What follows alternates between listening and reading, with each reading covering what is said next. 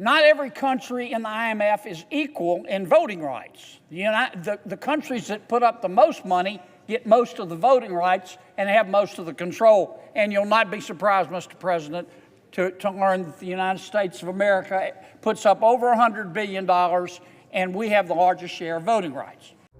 Hey everyone, welcome back to the channel. Today we're diving into a critical issue for every American taxpayer: where your money is going. The US, through the IMF, is funding countries that support genocide and terrorism. Outrageous, right? Senator John Kennedy has introduced an amendment to stop this madness. First, let's talk about the International Monetary Fund, or the IMF. Think of it as an international bank where 190 countries contribute money. When a country is in economic distress, the IMF steps in to help stabilize things. But not all countries have equal voting rights. The United States, contributing over $100 billion, has the most influence. Let's talk about special drawing rights, or SDRs.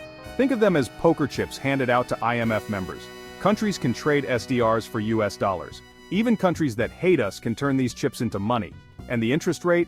0.05%. Practically free money for regimes with zero business receiving it. A special drawing right is like a dividend. Think of it as a poker chip. So the IMF says we're going to give dividends or poker chips to every member of the IMF. Well, what can you do with this poker chip? Well, if you're Iran, for example, you can take this poker chip and go to the IMF and say, here's my poker chip, and I want $1.42, that's the exchange rate, of US dollars. Whether Iran needs it or not. Pretty sweet deal. Where does the money go? Which countries are getting these poker chips? Let's talk about Iran. Iran can take these SDRs to the IMF, cash them in and get US dollars. No questions asked. They don't even have to be in an economic crisis to receive this money. Imagine the weapons and terror funded using your tax dollars.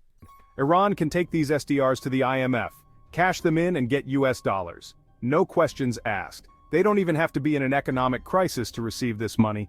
Imagine the weapons and terror funded using your tax dollars. Segment 4. The amendment that could stop this. Senator John Kennedy's amendment is simple. No IMF funds for countries sponsoring genocide or terrorism, unless Congress approves. If a country is killing its own people, they shouldn't get IMF handouts. But some politicians are against this amendment. Why? That's the question. My amendment would simply say that the United States cannot, Secretary of Treasury, cannot vote to approve special drawing rights, or these poker chips, for any country that according to the State Department sponsors genocide or state-backed terrorism. What you can do: spread the word, share this video, let people know their tax dollars fund dictators, contact your representatives, demand they support this amendment, stay engaged. This isn't just political, it's moral. We have the power to demand better. Conclusion. This is about common sense. No country supporting genocide or terrorism should get US money. Don't forget to subscribe for more content. Stay informed, stay strong, and fight for what's right.